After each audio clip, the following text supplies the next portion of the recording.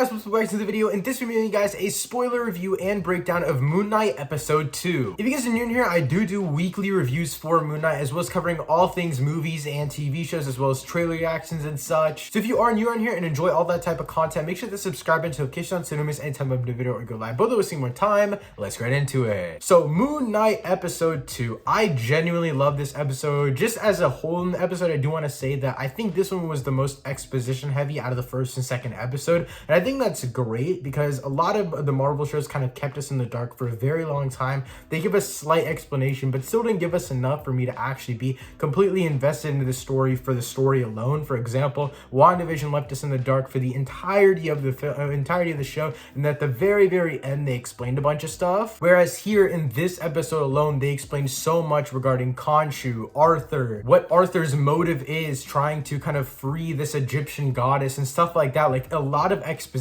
is explained in this episode, and I really love the way they did it. I also think it feels a lot more seamless than the WandaVision finale, for example, because of the acting by Ethan Hawke and Oscar Isaac. Oscar Isaac gives a phenomenal performance in this episode, just as he did in episode 1, but this one felt more heartfelt. It felt like more devastating, kind of a more grasping for my life, because again, he does get fired from his job, and then obviously he kind of brings Layla into all of this again. So there's a lot of just weird emotions going on in his head, and I would say literally every single scene in this episode was phenomenally acted. Whether it was from Ethan Hawke or it was from Oscar Isaac, none of the scenes disappointed. Now, like the first half of this episode, it was more of like a background tease where they kind of just said random stuff to kind of give us a hint towards like the moon god, Khonshu, stuff like that. For example, when he goes to the storage room and talks to Mark in a calm environment for the first time ever. Getting hints to all of these different little things, I was kind of thinking, oh, they're just going to give us little sprinkles here and there, and then they'll explain it down the line. But at the second half of the episode, they started explaining a lot more, and I really love that. I know a decent amount about the mythology side of Moon Knight and stuff like that, but I don't necessarily know the specifics, and I think this episode laid it out really well, laid it out in more simple terms so everyone can really understand what's actually happening. I also really learned from this episode that this show is going to be more of a drama. I was expecting a little bit more action because in the first episode,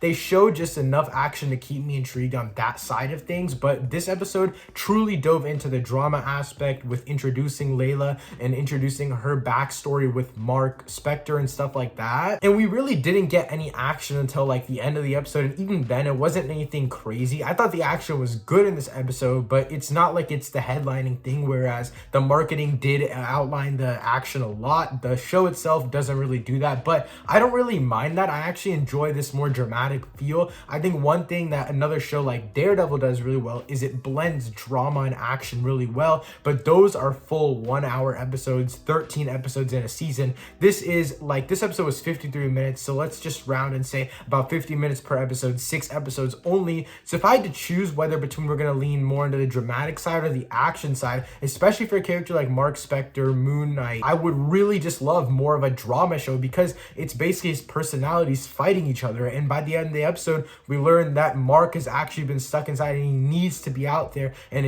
we understand his whole motive is so that Layla doesn't become the next Moon Knight. We finally get to understand the real motive of Mark Spector, and it kind of makes me kind of sympathize with the character, understanding that the reason he wants to divorce Layla is because he can't really afford to have her in danger. And it makes me actually connect more with Mark on a level that's like, in the first episode I was like, okay, he's just kind of a douchebag character where he's like, he just wants to take over and then be done with it, but in reality he's gonna forever be Moon Knight because he doesn't want Layla to suffer. Also, Khonshu does seem kind of like an in this situation, and I'm pretty sure that there's going to be some more of a valid reason later on in the season, at least I hope. If not, then I kind of find it funny that this is the relationship that Mark is going to have with Khonshu, and I feel like over time, I mean, I personally haven't read the comics, so if you guys have, you probably know exactly what's going to happen with the relationship. Having that toxic relationship, I think it creates more of a drive within Moon Knight, and it also creates more of a connection to the audience because it's like Mark Spector, he's forced to do all of this for his love. But I do quickly want to go back to Arthur, like I mentioned before. Number one, I think Ethan Hawke is a phenomenal performance in this episode, but I will also say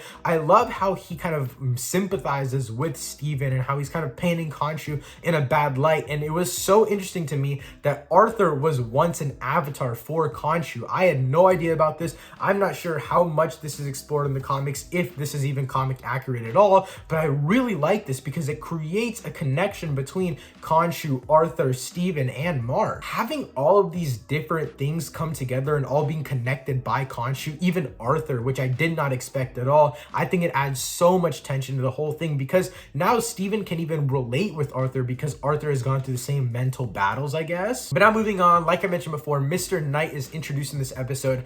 I was not expecting him to be introduced this early on in the show, and I can just already see Twitter being mad about it because people didn't want him until like the second or third season, and he's in the second episode, and people are like, oh, it's an evolution of the character and stuff like that. Again, I haven't read the comics, so I don't know. I don't actually know what I'm talking about. I'm going off the Twitter discourse and what people were thinking when they first showed pictures of it. But this does not seem like an evolution of the character. It seems like something random they just threw in when he like landed on his knees and he's like, ow, and stuff like it's kind of funny how they introduced him, but I also think that's a flaw in this whole mood of this episode. Is like the final 20 minutes, it was very, very serious. Layla was in danger. Steven could not turn into Mark inside of like that mummy home thingy where the monster's about to break into the room. That's a very, very emotional scene. Then he falls out the window, becomes Mr. Knight, and then that whole kind of fight in that moment where we see the invisible thing punching everything and all that kind of stuff. It felt too comedic to me in the moment of like, it was very, very serious beforehand. Now, I will say, I think the comedy works. I think it's funny comedy. All right, guys, so I'm currently editing the video, and I do quickly just want to say that I do think that the comedy works here because it's a different character, and having this different character creates a different tone rather than like a frantic Steven or a super serious Mark. I think having this separate character and then making it this comedic actually works. So yeah, I just wanted to kind of throw that in there because I didn't mention that. But back to the video. I think it was just out of place in that situation. I actually found a lot of the comedy to be super funny. I was laughing a lot because I was having a fun time with it. But now looking back, I was like,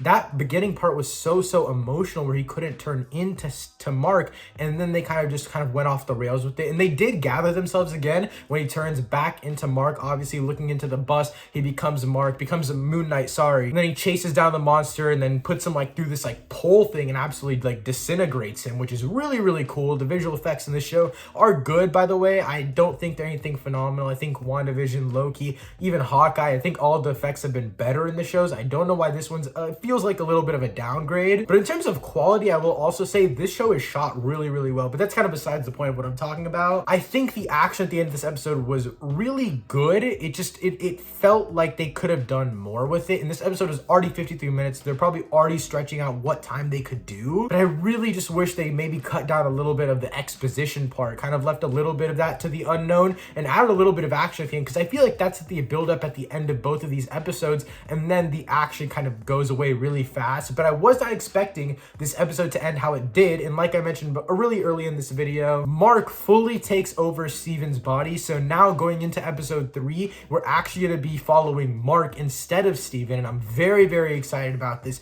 And the reason that Mark says this is possible is because he's finally become more powerful than Steven, so he kind of creates that block, whereas before Steven was creating that block. So I'm excited to see where this show goes. I also do want to mention, number one, I'm loving the cinematography of this show, the way that they're using mirrors. Anytime that I see a reflective surface, I'm like, okay, now he's going to talk to Mark. Okay, now he's going to talk to Steven. Okay, now he's going to talk to a different personality. But that's not always the case, and they kind of trick my mind with that, which I really do like. And another thing I really do like about the show so far is the very, very like non-existent MCU connections. I like this more of a completely solo project that doesn't feel like it's in the MCU at all. If they did have hints in the MCU, I wouldn't be mad. Obviously, that wouldn't really detract from the show, but I don't know. I kind of like it. But anyways, those are all my thoughts and my breakdown for episode 2 of Moon Knight. Let me get started this episode in the comments down below. Thank you so much for watching. I'll see you next time. Peace.